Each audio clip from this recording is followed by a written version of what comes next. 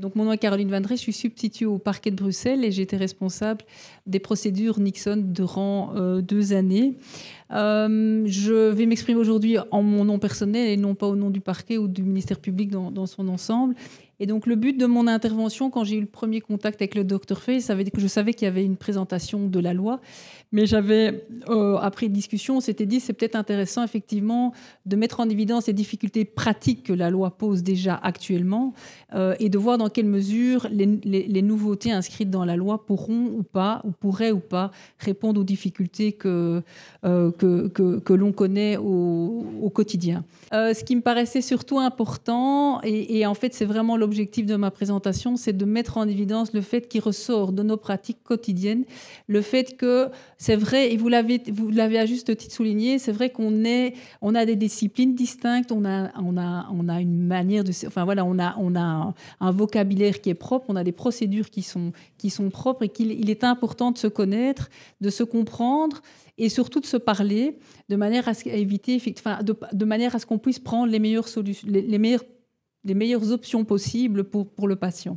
Alors, je vais expliquer pourquoi je me place ni à gauche ni à droite. Je me place au milieu parce que le parquet a une position un petit peu particulière. On peut l'appeler garde de triage parce que le parquet, quand il y a un fait infractionnel, sera amené à un moment précis. Et j'expliquerai les différents critères qui nous permettent d'orienter un dossier soit vers l'internement, soit vers la mise en observation.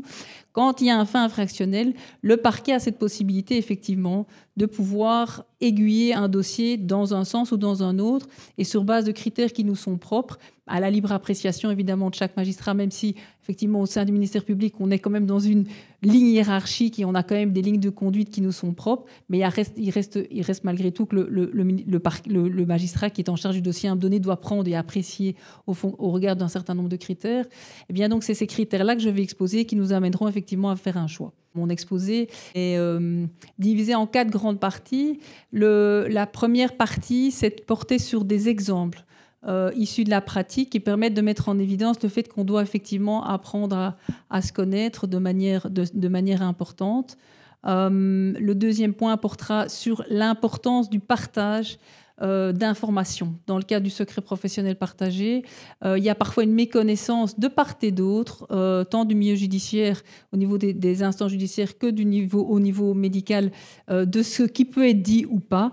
Et donc, je reviendrai sur les dispositions légales et la jurisprudence de la Cour de cassation qui nous permet de bien préciser dans quel cas on peut, oui ou non, on peut communiquer un certain nombre d'informations.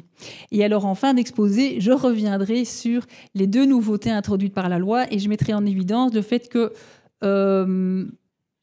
voilà, la pratique nous dira si oui ou non les 2 nouveautés introduites, à savoir l'évaluation clinique ou le traitement volontaire sous condition, permettront ou pas de nous aider dans les problèmes quotidiens que l'on rencontre actuellement. Premier point, donc, c'était la question de l'internement et les mesures d'observation protectrices. Rappel succinct des enjeux et des finalités, parce que c'est vrai que bien souvent, et j'ai constaté aussi que ça provenait aussi des instances judiciaires, également du milieu médical, mais qu'il y avait vraiment une très grande méconnaissance des finalités tant de la procédure de la mise en observation que de la procédure dans le cadre d'un internement. Je vais commencer par un exemple qui était assez parlant. J'avais une personne qui était soumise en observation, qui était manifestement ingérable et qui connaissait des problèmes de stupéfiants de manière importante et qui, depuis une dizaine d'années, faisait l'objet de mesures d'observation récurrentes.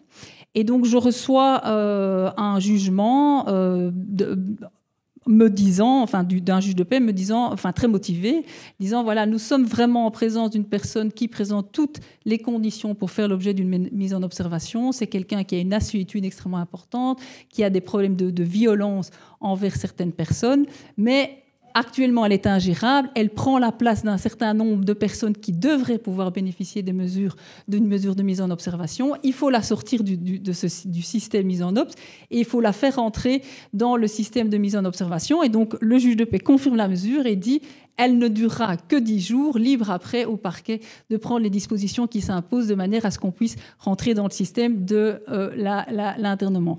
Alors effectivement, là, j'étais dans une situation assez complexe et j'ai dû rappeler l'ensemble des intervenants en disant, je vous rappelle que pour pouvoir rentrer dans le cadre d'une mise en observation, j'ai besoin d'un fait infractionnel et si je veux intervenir d'une certaine manière en urgence avec un juge d'instruction, pour pouvoir mettre le dossier à l'instruction et pour pouvoir obtenir d'un juge d'instruction qui décerne un mandat d'arrêt avec une demande d'expertise, j'ai aussi un certain nombre de conditions, dont des faits relativement graves qui sont punissables d'une peine d'emprisonnement de plus d'1 an. Or, dans le cas d'espèce, après discussion avec le médecin, il me dit « Ah, ben, j'ai pas grand... Moi, j'avais rien, entre guillemets, dans mon magasin pour justifier d'un fait infractionnel parce que les faits avaient été soit jugés, soit c'était des faits qui ne me permettaient pas de mettre le dossier à l'instruction.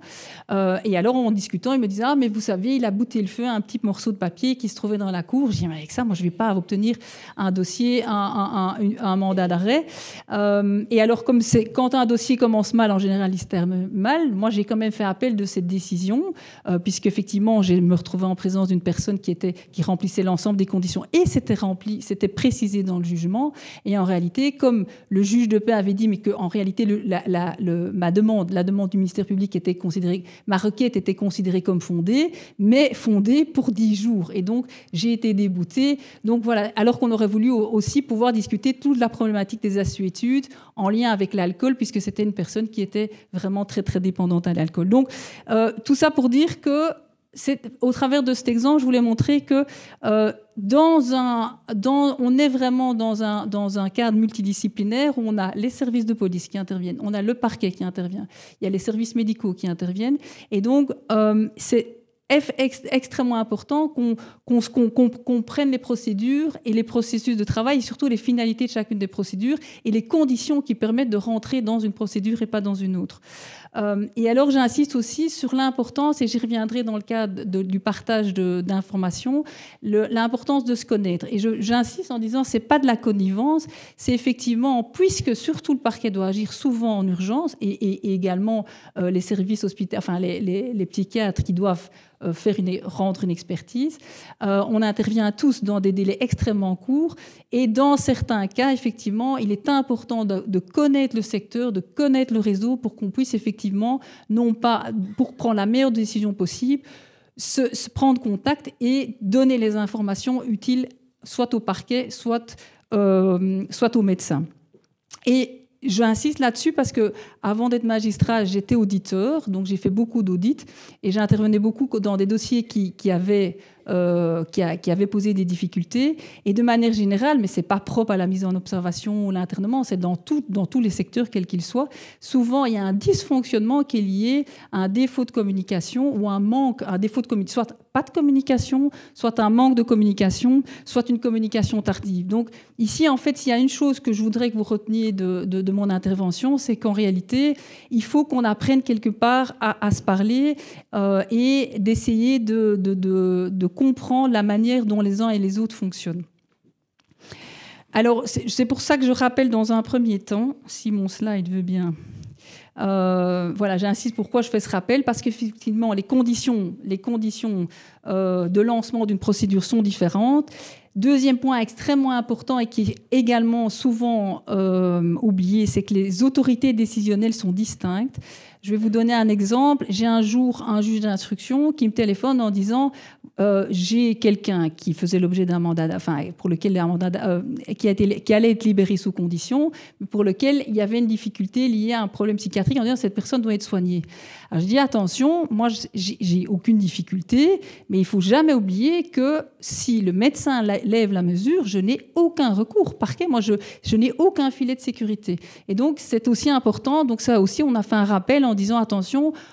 La possibilité des deux procédures, on a des procédures de mise en obs et d'internement qui à certains moments peuvent s'entrelacer, mais en tout cas, dans les procédures de mise en observation, le parquet ne peut quelque part pas suppléer. Enfin, si à un moment donné, il y a un médecin qui décide de lever la mesure, eh bien, écoute, le parquet n'a pas de possibilité de recours. Donc, je rappelle effectivement la mesure. Donc, il y a la mesure d'internement qui intervient sur base des conditions extrêmement précises et je les indique dans le slide. Donc, c'est important qu'il y ait un crime ou un délit. C'est parfois oublié et ça peut faire peut-être sourire quelques-uns ici, mais en réalité, le cas que je vous ai parlé avec ce jugement, c'est une réalité. Et donc, il nous faut d'abord un fait infractionnel pour une mesure d'internement qui soit relativement, qui porte atteinte à l'intégrité physique aussi, ce qui n'était pas le cas auparavant. Et donc, c'est un élément extrêmement important pour pouvoir, à tout le moins, rentrer dans un processus d'internement.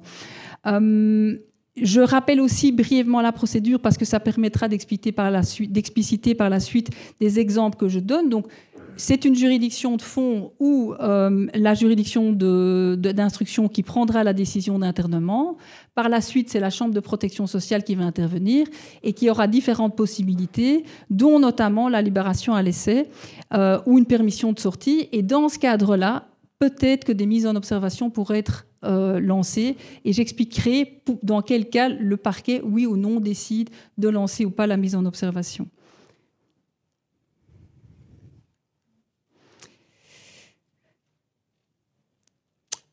Donc, effectivement, je vous l'ai déjà rappelé, soyez attentifs au fait que passer d'une procédure à l'autre ne se fait pas nécessairement facilement. Il y a des conditions à respecter, dont notamment un fait infractionnel, en tout cas pour la procédure d'internement. La mesure d'observation protectrice, donc l'ancienne mesure de mise en observation, c'est une mesure civile. Et donc ça, j'insiste sur cet élément-là, avec effectivement une mainmise du parquet qui est beaucoup plus faible. Avec les deux nouveautés qui ont été introduites, il y a une nouveauté qui n'est pas nécessairement une nouveauté dans la loi, qui est la mesure d'observation protectrice qui correspond à l'ancienne mesure, l'ancienne mise en observation. Et la deuxième nouveauté, c'est le traitement volontaire sous condition sur lequel je reviendrai par la suite quand le parquet intervient. Une observation intéressante de Maître Olivers, parce qu'il a effectivement explicité le fait qu'il y avait deux procédures, la procédure ordinaire et la procédure d'urgence. Moi, je rejoins tout à fait Maître Olivers sur le fait que si on avait la possibilité, ou si le juge de paix disposait de la possibilité de pouvoir désigner un expert, ça permettrait effectivement au parquet d'être déchargé d'un certain nombre de dossiers de mise en observation, parce que je dirais que dans la pratique, lié au fait que les parties ont du mal, les familles essentiellement ont du mal à effectivement avoir un rapport médical circonstancié, eh bien effectivement, bien souvent, on se retrouve dans des situations d'urgence où on n'a pas d'autre choix que de recourir à la procédure d'urgence. Et donc, si effectivement cette possibilité avait été introduite dans la loi, je crois qu'on aurait eu cette possibilité de pouvoir en tout cas diminuer de manière extrêmement importante le recours à la procédure d'urgence. Comme je l'ai dit, dans le cas de la mesure d'observation protectrice, il faut être attentif au fait que la mesure peut être levée par le médecin et le parquet a une limitation dans la possibilité des appels. Donc je ne peux introduire un appel que si la requête est non fondée. Si elle est fondée, comme dans le cas d'espèce, même s'il y a des restrictions au niveau du temps, moi, je n'ai pas cette possibilité de faire appel. Et donc, j'insiste sur le fait qu'il n'y a pas de filet de sécurité, en tout cas au niveau judiciaire, si un médecin livre la mesure, sauf si par la suite, effectivement, j'ai soit la possibilité de réintroduire une procédure de mise en observation, soit j'ai la possibilité, au regard d'un fait infractionnel, d'entamer une procédure d'internement. Alors, un exemple, j'ai pris 3 exemples concrets pour montrer dans quelle mesure il y a un entrelacement très, très important quand même de ces deux procédures qui peut coexister. Le premier fait, donc ça c'est un cas classique. On se trouve face à une personne qui présente des signes des troubles psychiatriques en rue. On est appelé par les services de police, puisque le parquet fonctionne 24 heures sur 24.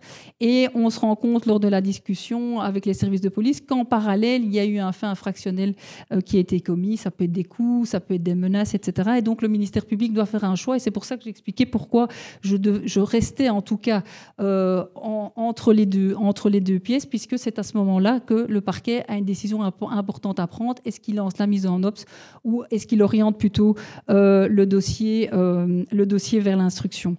Alors, comment il procède? En réalité, ce qui va guider le parquet, c'est assez logique, et ça reste quand même une constante dans l'ensemble des parquets, c'est que dès qu'il y a un fait infractionnel grave, la priorité sera donnée à la mise à l'instruction. Donc, on enverra le dossier à la mise à l'instruction avec une demande de mandat d'arrêt, avec une demande d'expertise.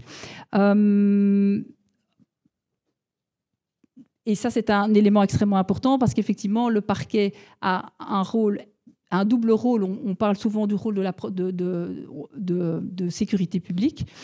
On a aussi un rôle qui vise à la protection de la personne vulnérable, mais c'est évident que quand on doit faire un choix entre ces deux objectifs, il est sûr que la sécurité publique va prendre le pas. C'est assez logique au regard de la fonction principale qui est celle du parquet.